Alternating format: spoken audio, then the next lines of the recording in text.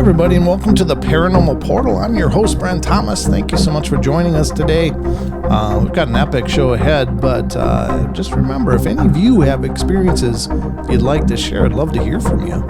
You can either email me at paranormalportalradio@gmail.com or head over to paranormalportal.net and scroll down and find the button that says Interview Me, and that'll allow you to look at a calendar of possible times and dates and find a date that works for you.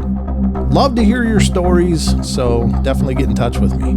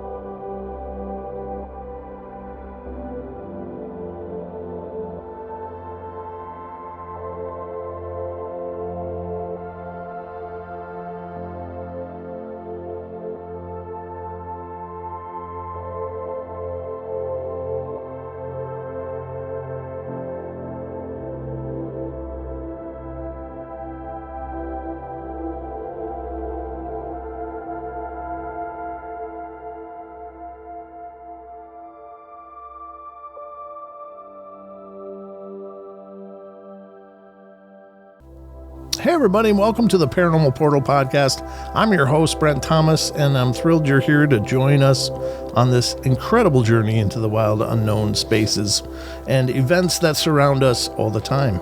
Hopefully you guys are having a good new year so far. It's been a phenomenal new year for me so far, and I'm just thrilled with all of the love and support you guys continue to give me and the show, so thank you all very much for that.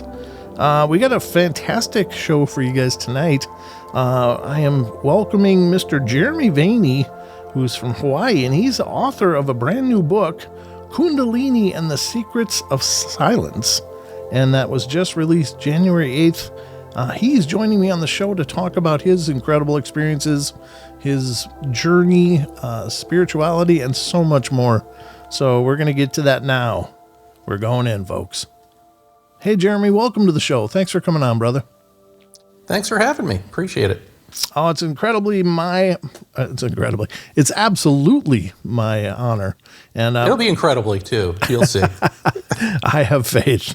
I appreciate you doing this. Again, this is an interesting subject, and it's not, I mean, we're going to talk about a lot of things throughout the course of the show, but one of the things that we haven't done a lot of on the Paranormal Portal is a real focus is on spirituality and how it affects life experience and all of that. And we're going to touch on that tonight. So I'm kind of excited to have this discussion with you because it's kind of a new venture, a new approach to some of this topic.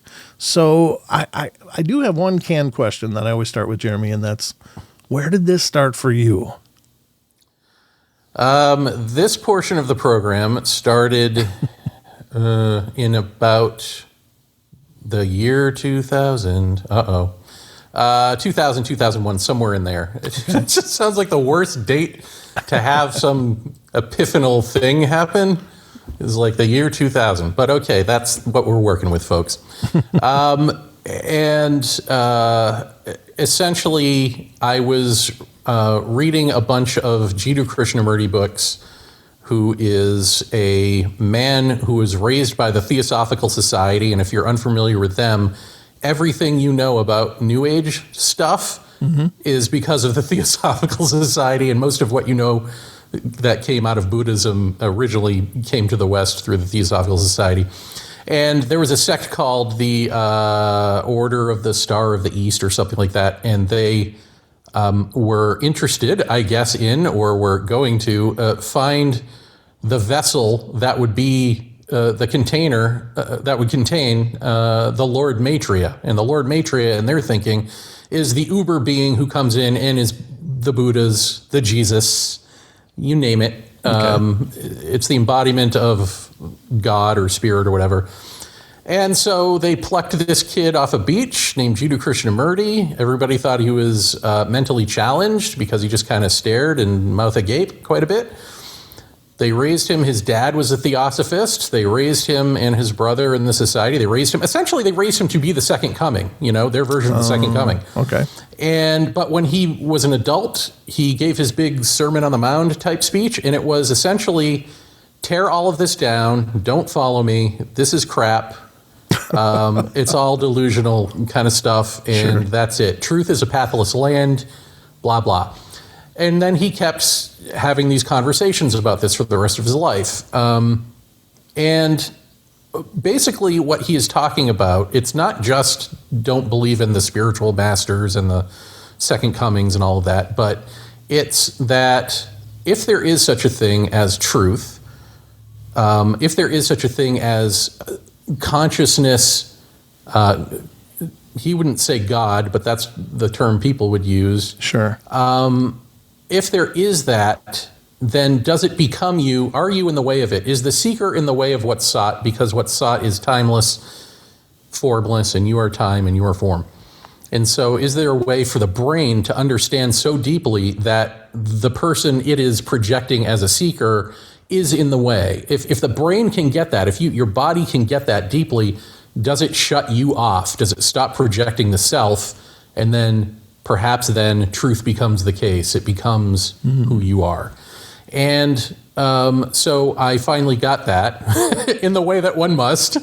And when I did, I disappeared. There was nothingness. And then there was me back again with this energy shooting up the spine. I slipped 2 discs in my back. I mean, it had a real physical repercussion. Oh, ouch. And it just started spinning my head around, like doing an exercise. And like I told you earlier, like I have no reference for this.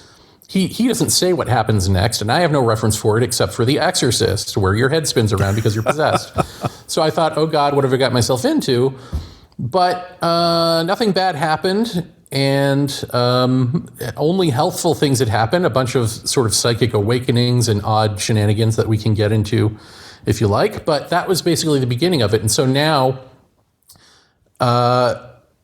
25 years later or so, it's still the case that like if I shut up for a split second, this energy will take over and start doing healthy things for me in the environment, whatever.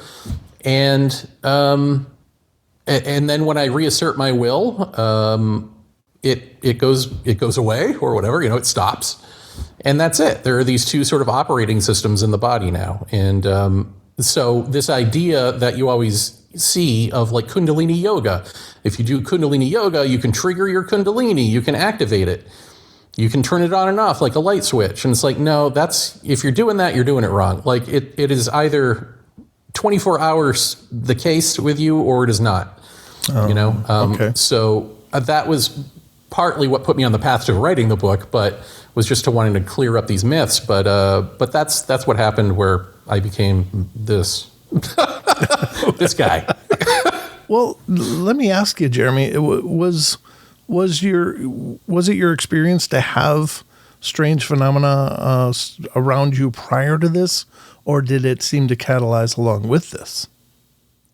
No, it seemed to change. So, as again, we were talking before the show, like I find myself in the unfortunate position of I was a lifelong experiencer, so alien abductions and all that fun stuff. Mm-hmm.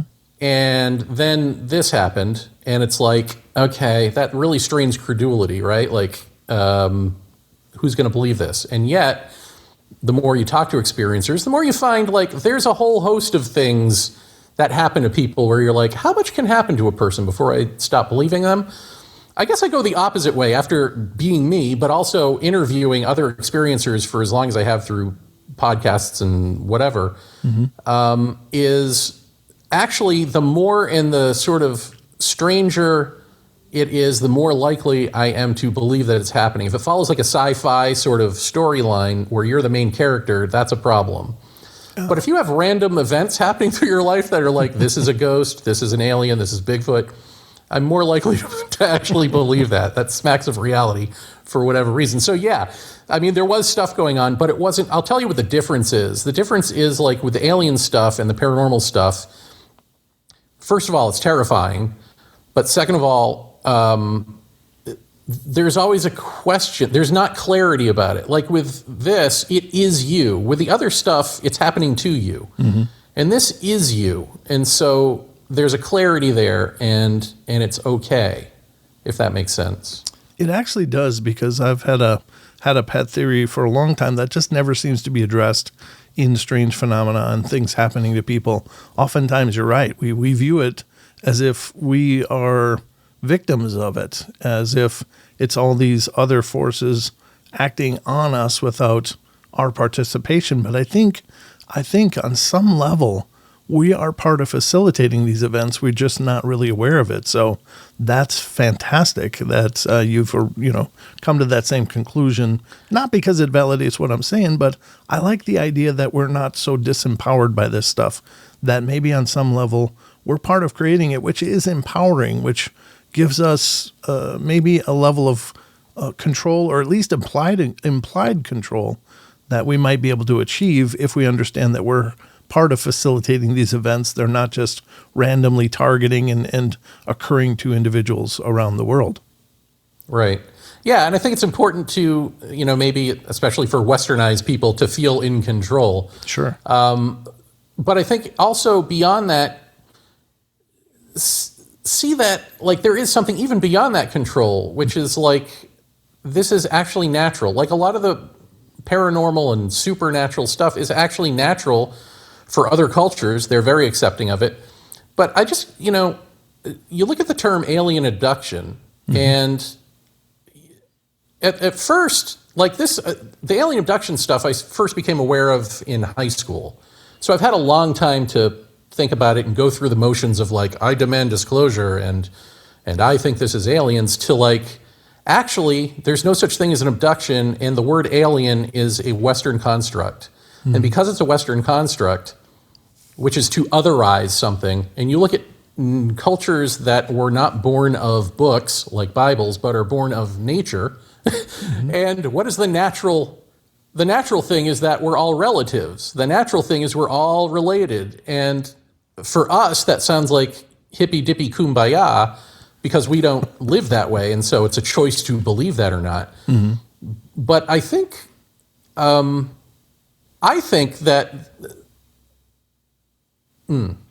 think two things. I think sure. From this spiritual now, post-abduction perspective, it seems like there are two things going on with all of this paranormal stuff. One is, well, let me put it this way. There's the universe recreating timelessness in an amusement park, sort of the underbelly of the universe. And you get this through meditations, you get this through, hallucinogenics, drug trips, you get this contemplative stuff. The alien abduction can even be that, which is the universe giving you a fake version of the non-dual thing. Mm-hmm. Because what it's doing is, when you have someone like me who ends up going into non-duality or going into timelessness, becoming nothing, whatever that is, however you want to put that, for the universe, that is novelty. Now I'm bringing back novel experiences. So cast me out as on a fishing line, but reel me back in for these new experiences, which then become the underbelly of the universe that other people experience, these sort of carnival rides and these spiritual epiphanies that are forever trying to wake you up to greater and greater hierarchical things that aren't actually waking you up. They're just keeping you in the universe.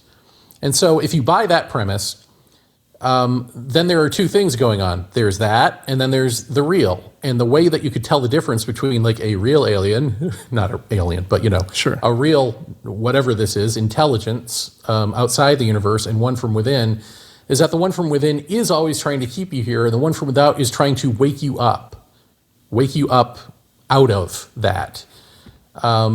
So I don't know if that answered anything, but I just think that there are sort of two ways to look at that. And so the sense of like having control, I guess I see that in terms of having discernment. Like one way to have control is to have discernment and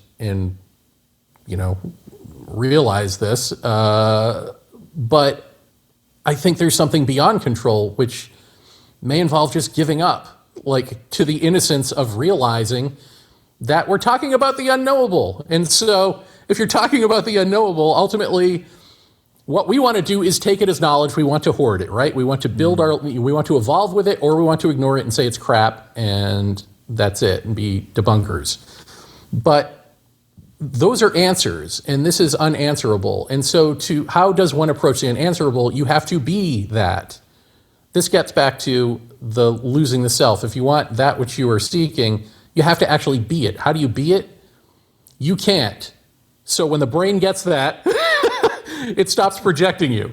When the brain really gets that, not just like as an intellectual exercise, it really gets it, it stops being you, and then you are that unknowable thing. Does that make sense? I'm trying to make this make sense, but it's hard to talk about. In a manner of speaking, it is, but it's making a lot of sense, but it's an incredibly complex ideology to try to put into words and encapsulated in a podcast. But I do understand what you're saying. It's that I think what I'm taking from it is that the ego gets in the way of the truth, essentially. Yeah, the ego, but the ego is you. So it's not Right. like just like ego in terms of I'm egoic. It's like, no, you. Right. Yeah, that's what I was meaning. But yeah. Yeah. Fair enough. And I think that's very profound. So if you don't mind, can we walk a little bit through your abduction situations or other strangeness that you did experience throughout this journey of yours? Yeah, I'll give you an abduction. See, this is where I come to like, this is where you understand like, alien and abduction doesn't cover it. So right, okay. The most like blatant alien abduction that I had was, when was it? It was right after 9/11, actually. It was right after 9/11. There was a gal I had met online who for some reason was willing to come to New York to meet me right after 9/11. I mean, all of this is preposterous too. But nevertheless, and I'm living in Queens at this point. I've got in New York. I've got a mattress on the floor. Like this is the serial killer you don't want to go see. Like there's like crazy like Michael Jackson posters and Hulk Hogan and stuff. Like all this childhood crap everywhere, and like a mattress on the floor. Like that's the guy you go to see. Okay, good luck.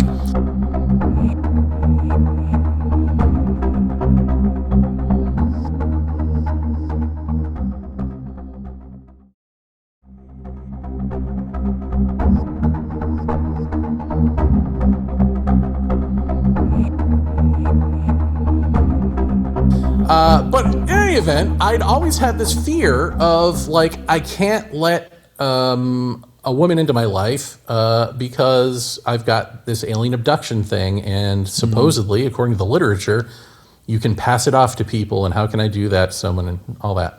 Sure. But I braved it. So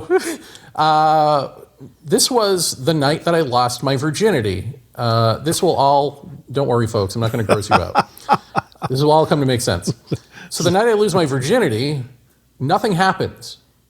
No aliens show up. I breathe a big sigh of relief. And then day 2 is the most in-my-face event where there's a light coming in from the window. I don't know what time it is. It has to be like probably 2, 3 in the morning. Bright light comes in through the window, wakes me up. She's sleeping to my side. I sort of crawl over her and, peek through the blinds. I don't see a source for this light. I look down at her. She's not waking up. So if it's not bugging her, it's not bugging me. I roll over and there are 3 gray to the blue hue short beings wearing beige tunics standing to the side of my bed here. And but they're not saying words and they're not psychically communicating at this point. But there's this sort of, I just get a sense of like a childlike naivete, like a come with us kind of feeling. But the thing that I am feeling is deep, absolute terror. And I scream at the top of my lungs, but nothing comes out of my mouth. And the next thing I know, there's no transition. I'm standing in my underwear as I had gone to bed. Everything is through my eyes. It's not a dream. Although you can have first-person dreams, but it's not that. And I'm standing in this nondescript room that has tables, a row of tables coming out, away from me. And there are naked people on them. And the one closest is this blonde woman, maybe in her 50s.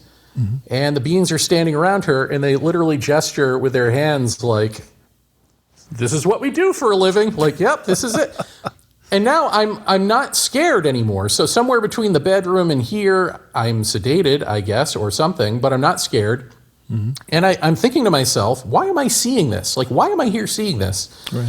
And this female voice, who I've heard in other contexts, says, because you've always wanted to remember what an abduction was like.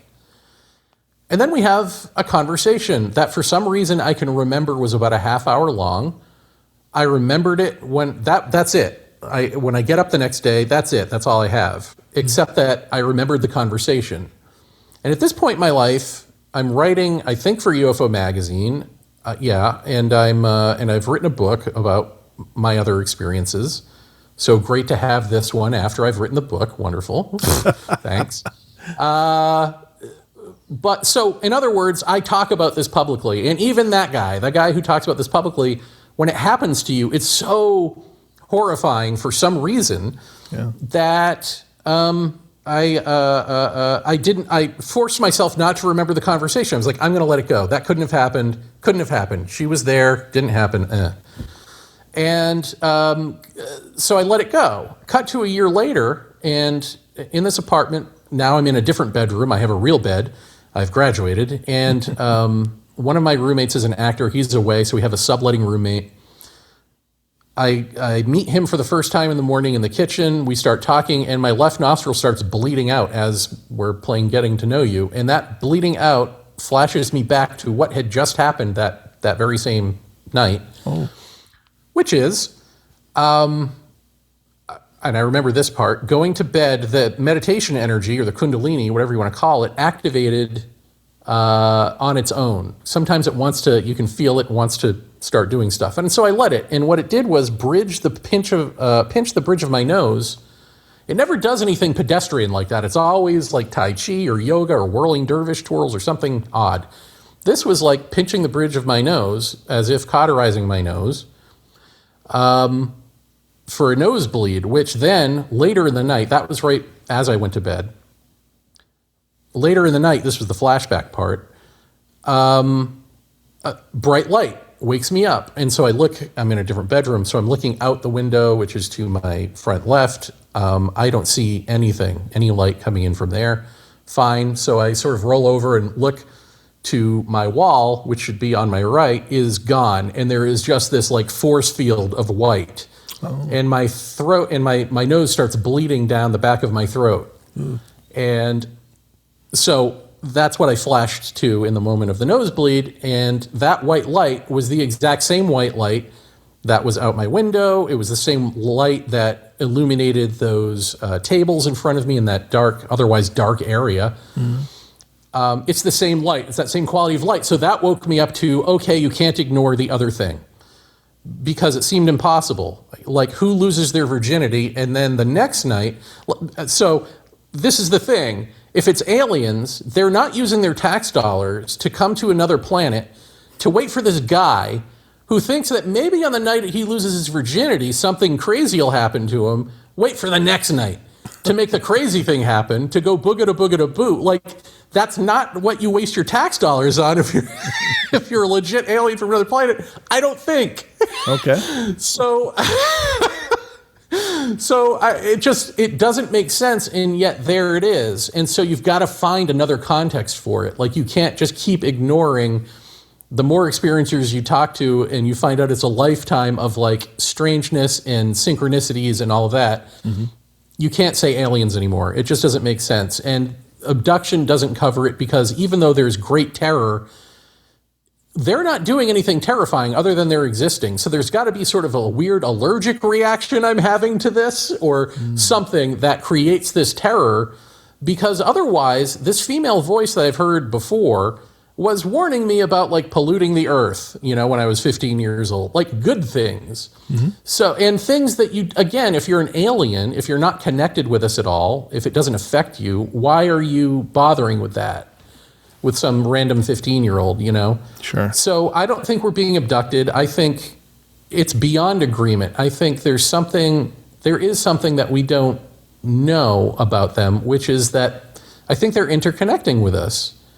And I think like when you talk about interdimensional, I think that's kind of what it is. They're outside of our time, except they're not just beings in, like, there's this wall, and if you could just pass through the wall, you go into their dimension. I think, like, and I'm not a scientist, so you can correct me if this is crap, but like if we only are working in a certain number of dimensions, but we're actually more multidimensional than that, you know? Mm-hmm. If there are other dimensions and we just can't see them and function in them, what if there's something that is literally within the physics of our own personal dimensional space in the invisible part that can see us and can react to us and is trying to wake us up to this fuller picture? Like they are actually like conjoined twins with us in some way. Is that possible? So that's kind of what I'm working with now in my life, as opposed to like, is this aliens? Sure. So that's where I am with it. That's interesting, and that's a very unique approach to the phenomena, which is, again, I don't have any experience with that myself, so I don't know what to do with that on an intellectual level, but I think there's so much that requires unique viewpoints, because whatever viewpoints we have on this stuff, obviously we're just throwing stuff at the wall to see if something sticks or to see if it can make sense. We're not really identifying any specifics on a lot of this stuff because we just don't know. I mean, there's a lot of people that'll tell you they're experts of different facets of the paranormal, supernatural, Fortean topics, but there aren't any experts, and we're all just excuse me, we're all just trying to find some kind of way to make this make sense. And certainly your ideas are unique, and I like it. I like that you're so cognizant of the nuances of this and trying to find understanding for it. I really respect that, because a lot of people are just regurgitating the lines they've heard without really trying to address, but what is it? Why is this happening? Because I've talked to a lot of abductees, and they are a lot of times very broken by their experiences. Like it's such a shattering effect to be taken against their will to experiences that are largely terrifying and subjected to what they view as very horrible experiences, and then thrown back into their world and saying, okay, we're done with you now, but we'll be back sometime. You know, and that's a horrifying idea. But I like the idea that maybe there's something more profound and more beautiful at work if we can look at it through a different lens. And I like that you're doing that. Well, thank you. Yeah.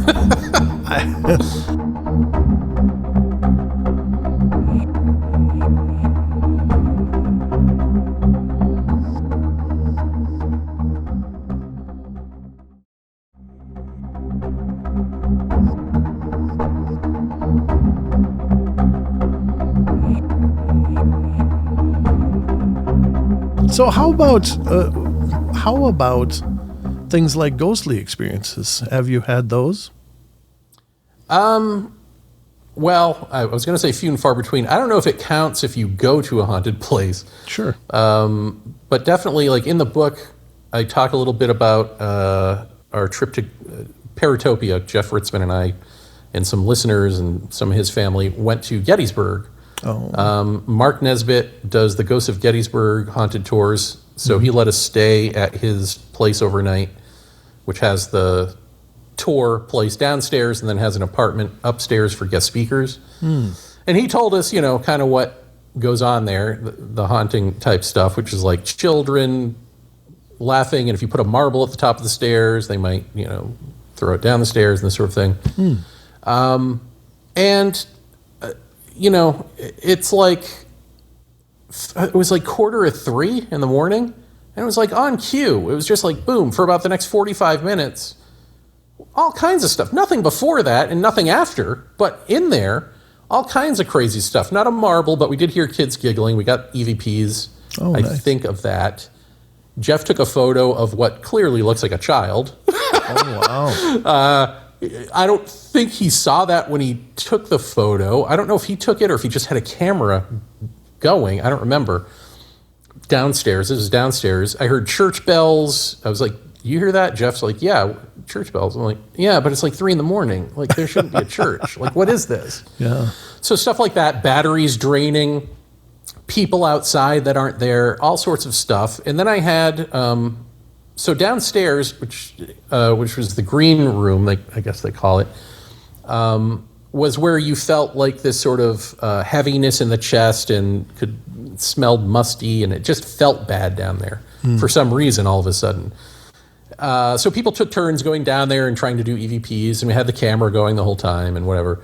Well, we decided to, when they were done, I would sit down there alone and unleash the Kundalini and have a theremin. We had a theremin across the room. We just thought, like, could it communicate through a theremin somehow? I don't know why we thought this, but so I did the Kundalini stuff, and at some point, I guess Hank the Confederate, is he a Confederate soldier? I don't remember. Hank the soldier is someone who people see down there a lot. I didn't see Hank the soldier, but out of the corner of the room came like the smoke monster from Lost, essentially, like this big black sort of amorphous cloud, came in front of me and just sort of, I think, judged me or something, just like sized me up. And then at some point, the theremin starts beep, beep, beep, beep, beep, beep, beep, beep. Does this just tone, it just goes on. And that's it. It goes back out through the corner the way it came. That was my experience there. And I never saw the video of that. Of all the video we have, that video disappeared. But Jeff and his wife had seen it before it disappeared. And he said it looks like I'm doing a bunch of stuff. Of course, they can't see the black shadow. They just see me doing this stuff. And then I do this big sigh. And when I sigh across the room, the theremin, somehow that triggers the theremin. So they thought something I was doing was triggering the theremin. But I thought it was this thing. So this leads me to the question of, again, it's interesting. With this Kundalini thing, I'm seeing things that if you're a fly on the wall, or if you're looking at the camera, you're not going to see. Right. But I'm seeing them. I'm experiencing them. So that to me is interesting. As opposed to the shared experiences of the kids laughing and the whatever. But that's interesting. That is interesting, and that's one of the mind-numbing parts of all of this stuff that I find fascinating, and it comes up all the time in the paranormal, and it seems to suggest that even though people experience things as audible sounds, maybe they're not. Maybe they're energetic or telepathic or something, because there's so many cases of people being in groups, and like, just paraphrase wildly, let's say there's a group of 3 people, and 2 of the people hear this blood-curdling scream, and the third person will not hear anything, which would suggest that it wasn't actually a physical sound, not in the traditional sound wave kind of thing, but it was somehow projected to 2 of those 3 people, or they were receptive to that on, for whatever reasons. And so I think that maybe a lot of this stuff, including manifestations and such, where people see figures but other people don't, it comes up all the time. So it suggests that maybe a lot of the phenomena is actually very individualistic, or either it's targeted or it has to do with sensitivity. What do you think of that? Absolutely. No, it is targeted. I think it's targeted more than sensitivity. Sure. And I think this, again, gets to, like, why can so many things happen to one person? Because they're actually finger puppets on one hand. You got aliens and ghosts and whatever. And it's like, I think it's one intelligence doing this. That's my take anyway. And so, yeah, I think, like, because in UFO world, you've also got directional. And maybe it's the same thing here, where, like, you could put someone, you're seeing UFOs and people around you aren't. But if you put that person right in front of you, they see it. This happened to Whitley Strieber. This happened to me and Jeff. This is a thing. And so there's that. But I do think there is an element of this that is for you, right, whoever you are. And it's up to you to, like, latch onto it and create a feedback loop and then scare yourself by becoming haunted the rest of your life. That's certainly a choice. But but yeah, I do think it's, again, how can it be this impersonal alien, this impersonal ghost, this haunting, and yet it's happening to you? And I find that's particularly interesting at these places that are supposedly, haunted locations that anyone can have an experience, but they don't, right? Not everyone does, and there's no reason for it. So there's like this illusion of repeatability or something, but really the repeatable thing is the not repeatable part, right. Because it is subjective and individual, if that makes sense. Like, to me, that's the repeatable part is the fact that it's not repeatable, and yet it's always happening, no matter how like materialist and scientific you want to say. It doesn't matter. Like, it still keeps happening. It doesn't. So something's wrong in the way we're viewing this, for sure. Yeah, I think that's fascinating, and I like the conclusions you're coming to. Now, I do want to give you time to really address the book. What is the book, if you were to encapsulate it, in a premise? What would be the premise of the book? The premise of the book. Well, the premise of the book is that I've been Kundalini alive for 25 years, so I actually know what I'm talking about. Okay. And so I want to say what this stuff isn't. I've watched a lot of YouTube.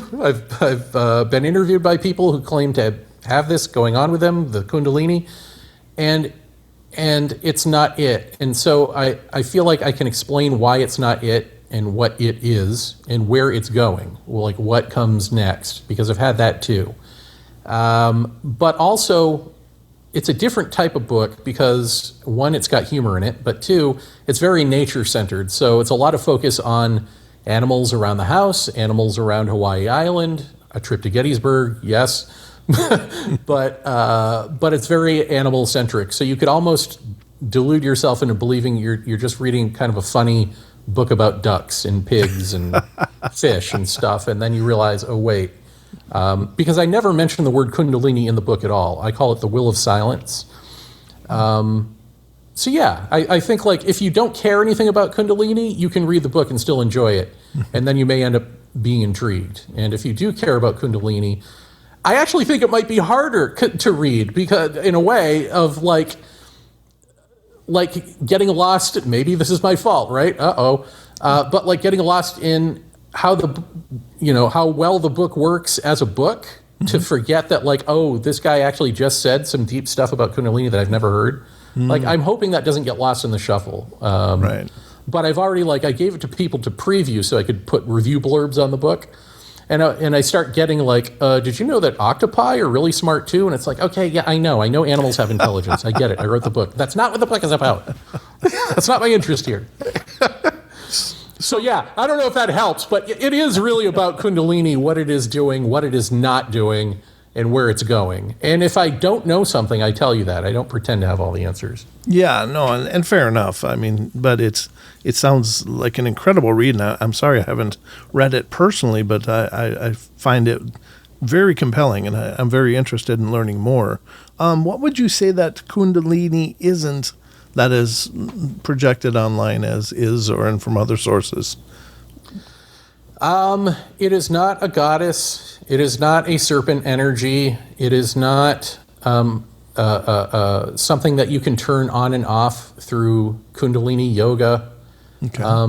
And just ask yourself this question, because the big thing of like Kundalini is this goddess energy. Same thing with the aliens, same sort of question. Would a goddess really be that petty to just like, you could flip her on and off like a switch, and then what is she doing? She makes you feel like extreme heat and extreme cold, and like, that's kind of it. Like, there are people who claim to have Kundalini symptoms, and it's just not true. It's either completely alive, or you're not experiencing it. You're experiencing something else and misdiagnosing it. That's all. Is Kundalini an intelligence unto itself? And I realize that's maybe not the greatest terms to use, but is it an intelligent, energetic consciousness, or is it just a fundamental force of this construct we live in? I think it is I would say that truth is the intelligence of silence, when one goes completely quiet, nothingness is the case. I think that nothingness is consciousness in which we are all embedded. We're all being imagined by this consciousness. And we have the fortunate ability to be able to actually take that on as our first person identity. And so I think when that happens, truth, you start speaking truth, and the body, the will of silence, starts moving the body and doing healthy things to undo the damage that, like, look at me, the damage that I have done. So yes, I think in a sense, and it may be a different, intelligence, but I suspect that it's going to end up also being that there's another waking up that I have to do, where it isn't a separate operating system, we are one. And so right now it's this schizophrenic holding it at bay as this other operating system, but really that's just me. Sure. In the same way that you are holding back the whole thing by pretending to be you. Fair enough. Yeah. And I think that's interestingly profound, because I've never heard it quite put that way, but I like that. I like the idea of surrendering the self to absorb or to be in the presence or the awareness of it. I think you're right. I think our ego-driven existence is very cued into the 3D world around us and our comfort and our, I don't know, we're kind of void of a lot of spirituality in the Western world. And I like that. I like the approach of this because it's reawakening, I think, a lot of probably ancient understandings that maybe our ancestors were much more aware of, or maybe they weren't, depending on culture, I suppose. But it sounds really incredible. Yeah, I think they were. I probably depends on whose ancestors where you're from, maybe. Right, I don't know. Yeah. I mean, some cultures were more interested and invested than others in these sorts of questions, probably. But yes, I think that, the unfortunate thing is, I'm a white guy from America. I am of Western mind. But the thing that, and maybe this is an important point to say too, the thing that I've come to is that I am a delusion. This brainiac thing, before the big wake up, you'd asked how this happened, the Kundalini part. Before that was a wake up into heart, out of brain self and into heart, which is so blissful and so amazing that you might mistake that for so-called enlightenment. But it's not. It's actually just how Westernized people, First Nations peoples don't need to do that because they never developed this separate self-sense. Everything is relatives, right? But we don't have that. We became blocked off. And so when that breaks, it feels like enlightenment. It's actually just health. It's actually just becoming healthy. But I want to tell you how that happened, because this is something anyone can do. Sure. Which is, I took Krishnamurti's positive negation. He talked about something like love or beauty, where you can't say what it is. It's an unknowable. But it could become you if you broke apart the definitions that we all have, if you negated them. Perhaps the truth, when you peel away the layers of the onion, is revealed, if there is one. I took that and I used that on my own psychology. So I peeled away, I had to be real honest with myself. Who am I? What are my problems? What am I doing? And why do I do them? And then you peel away and you go, okay, because you had this interaction. Well, why did you react that way? And why did the other person, as far as I know about their parenting, their parents or whatever, why did they behave the way they did? And eventually you always go back to your parents, right? It all comes back to how you saw your parents interact is sort of predicts how you behave later. Or if you were bullied, that's a different sort of thing. Sure. Why did you react that way? Why did the bully do it? And then go back even further than your parents. Well, what do you know about your parents? What do you know about your grandparents? How were they raised? Do you know anything about your great-grandparents? And in doing this, the revelation came upon me of, there is no answer to this. This is doing this to each other all the way down throughout all history. This is what we do. This is why sorrow is our inheritance, right? In confusion, is because that's just what we are. We're all in this together. Therefore, my problems, my a-holeness isn't mine. It's everyone's. We're all doing this. Yeah. And for some reason, like that eureka moment when it happens is just like, oh, that's it. That breaks up the brainiac person and puts you in heart, and you're like, oh my God, we're all one, you know, we're all interconnected, and we're all, it's unfortunate that we're doing this because now I see, you know, and then you go around like a, you know, and everyone thinks that you've had a mental breakdown and, you know, you're going to like start driving a Porsche or whatever and having a midlife crisis. Sure. And it's not, you're like, no, everyone else is in crisis. I'm fine. But you can mistake that for enlightenment, and it isn't. It's just literally like being a healthy human being at that point. So I just wanted to throw that out there. No, I think that's very profound. I think you're right. You've got to get to I don't know. You can't go to a spiritual, truly spiritual path while you're still so wrapped in your own ego and your own identity and pursuits and stuff. You've got to get to, I don't know if universality is the right word, but I understand what you're saying. You've got to get to a place of connection. I maybe is a better word, and to realize, because you're very right that in our Western thinking especially, and that's the only context I can come from because that's my background, but we're kind of conditioned to believe that we are islands floating around without a concept of this, you know, interconnectedness and this family that we are participating in, for lack of a better term. And once you open your eyes to that possibility, I think that does maybe prep you for that. And that was kind of getting to my next question. And I know there's probably no, table of contents for this, but what would you recommend to those people that are interested in awakening their own Kundalini or energy or whatever?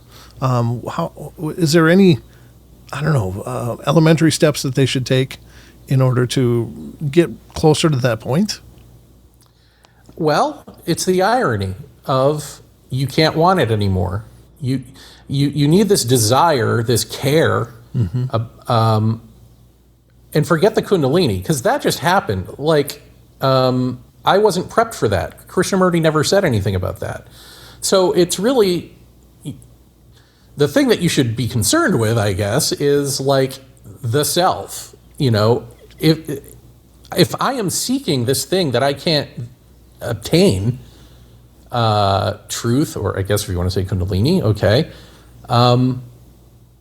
then I am in the way. Like, deal with that on your own. Don't do it in a group setting. Don't do it with a bunch of people and friends. And, you know, I mean, that's all necessary to a point, but at some point you have to actually sit with yourself and contemplate you, you know, and ask yourself what you are. What am I? I mean, it comes back to that basic question. And so again, it's like, it's weird. It's like you need to have a desire in the first place, but then you've got to come up against the wall of like, oh, any motivation that I have is me doing something. And the problem is this only becomes the case when when the doer is no more. So, but how can the doer be no more if the doer can't do anything to be no more? And you got to struggle with that question. And in struggling with that question, perhaps the brain, the body, which is projecting you, shuts you off. And that's not a real popular notion, because we want to believe that we're souls and we're, you know, whatever we believe about ourselves that has this continuity that goes on in an afterlife. Nevertheless, you are also a thought construct, and the brain can shut you off. And it only does that when it understands deeply that you are the wrong tool for the task, and that there is no tool for the task. That's it. So that really is it. And you just got to hear that until it sinks in. And so ask yourself, you know, that's it. You got to sit with yourself and ask yourself, what am I? You know, am I in the way? Is there, can I get what's being sought here or no? Or without projecting an answer, because we want to project an answer and go, okay, well then I'm bored, I'm going to move on. Or yes, I've attained it, I'm a master, I'm going to teach it, or whatever. But how do we just see through all of our steps and our manipulations and our conniving to like pretend that we've already got it or that we're on our way to it, when actually that person moving in the world has to dissolve? That's interesting because I gotta ask you the inverse. The veritable cipher in the Matrix movie. It's like he's just desperately wants to plug back in. He doesn't want to be dealing with all of this anymore, and wants to go back to that blissful place of being unaware and able to absorb themselves. Is there a downside to it, in your opinion? Obviously it sounds like a pretty profound load. I don't know how to say this. I don't mean to, suggest it's a negative, but there is a burden to that awareness, right? No. No? Yeah, this is a tough one. Is there a burden to that awareness? Well, first I would say that this is where we all need to be. Like, I think this is what human nature truly is. Like, we've conned ourselves into believing that because we're a bunch of screw-ups, that screwing up is human nature. And then we do movies and books about how it's okay that we keep screwing up because that's human nature. And it's like, that's just you not pecking your way out of the shell, baby bird. But if you peck your way out of the shell, you can fly. So I think that we do need to fly. Is it a burden to fly? Maybe. But from the other side of it, it's not. See, this is the thing. Like, these are all questions from one side thinking that you've got a choice. But then from the other side, it's like, oh, yeah, no, none of that's a problem. Where I hedge is like, and I don't know that we'll have time to get into this, but there's another thing after the Kundalini that the Kundalini is sort of part of and leading to, which is the big I am experience of seeing and being the universe coming into existence from nothingness. Yeah. And when that happens, when you come out of that, it feels as though, at least, that there's a choice. Do you want to be that guy? That alive? Or do you want to be normal person? Do you want to go back to normality with that as an experience that you had? And I feel as though I chose normal, because then I can take this message to my people. I can write about it and be like, oh, God, everyone, this is what we are. Can you believe it? Wake up. Yeah. But when you do that, now you're back. So I'm back in time. So there's this corrosive thing that kind of wants to happen, like the ghosts of your past, of your psychology and all that. They want to be you again, but they can't. So there is. It's almost like it's like that. It's like there are these. Yes, these things that are problems, but are immediately cleared up because you know that this is all an illusion. If that makes sense. It does. But the illusion is still happening. Yeah. But so there is a sense of responsibility to keep aware of all of this, because if you don't, that's when you become like a sex cult guru or something. When you still think that you're awake because you've had an awakened experience. Right. If you're not in that, but you have the intellectual knowledge of it and you have the body memory of it and all of that, you can trick yourself into believing you've got something to teach. And there's nothing. And that's when you corrode from there. So there is time is corrosive, right? Now you're back in time. It wants to corrode you, but you can't not know what you know.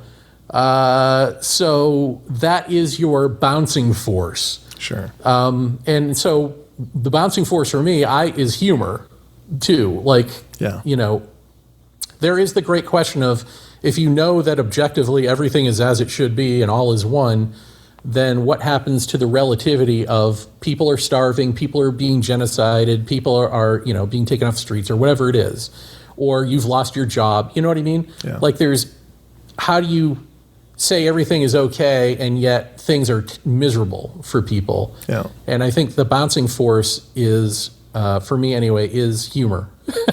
Is just like, eventually, yes, you feel it deeply, you feel all of that, but also there's this humorous aspect to it. I don't know if this makes sense, but it's kind of like if you've ever talked to somebody and counseled them through a relationship breakup or something, and they're crying and they're bawling. At the end of it, how does that end? One of you makes a joke or something, and you start to laugh and you come out of the tears. Mm-hmm. That's kind of me. at this point. Like day to day is like, which is awful, because if you ever want to have like a real fight with me, you can ask my wife about this, I guess.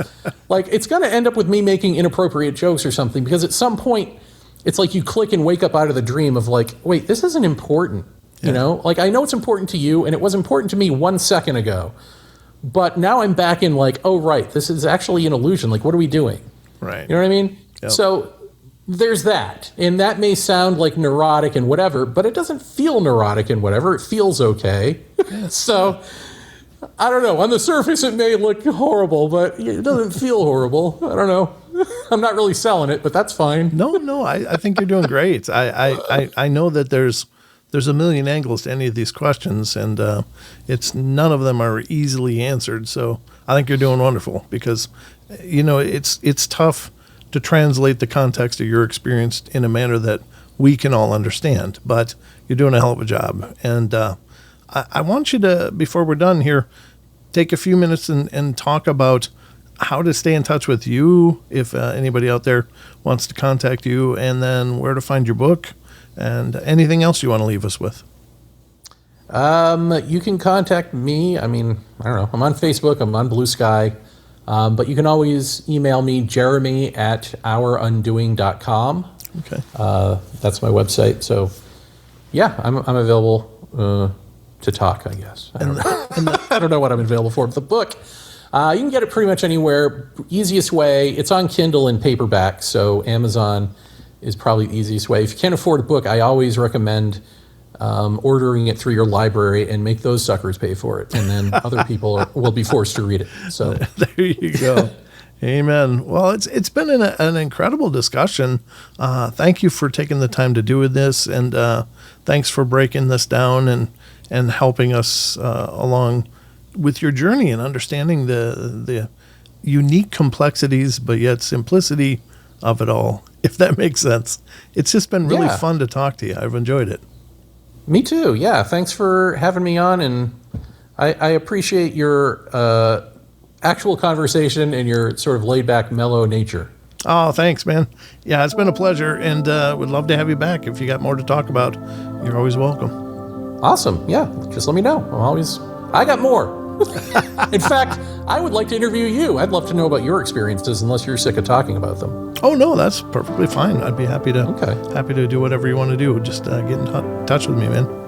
Okay. All right, very good. Thank you, Jeremy. Thank you.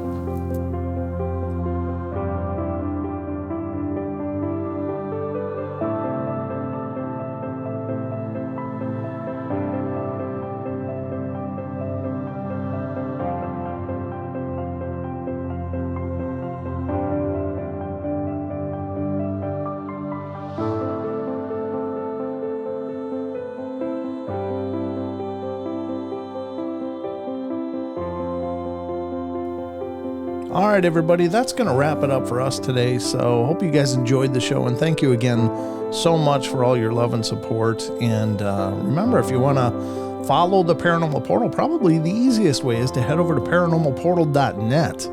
And that's the homepage for the Paranormal Portal. And you'll find links to all of our different social media and sites and information about the shows, including our YouTube channel, which is youtube.com/paranormalportal. Or just look for Paranormal Portal on Google or whatever search engine, and you'll find links to our social media, such as Facebook, Instagram, TikTok, and Twitter. So we're kind of all over the place, and we're spreading as well as we can. But anyway, thank you so much for the love and support. You all take care, and remember, we love you all. Be good, be kind, be nice. Take care of each other, help each other out, find the magic in every day, and remember to laugh as much as you can. Until next time.